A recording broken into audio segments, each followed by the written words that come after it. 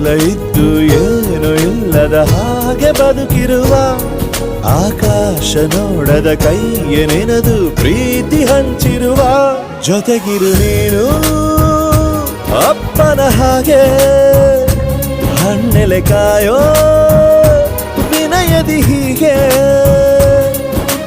ನಿನ್ನನು ಪಡೆದ ನಾವು ಪುನೀತ ಬಾಳು ನಗು ನಗುತ್ತಾ ಬೊಂಬೆ ಹೇಳುತ್ತೈತೆ ಮತ್ತೆ ಹೇಳುತ್ತೈತೆ ನೀನೇ ರಾಜಕುಮಾರ.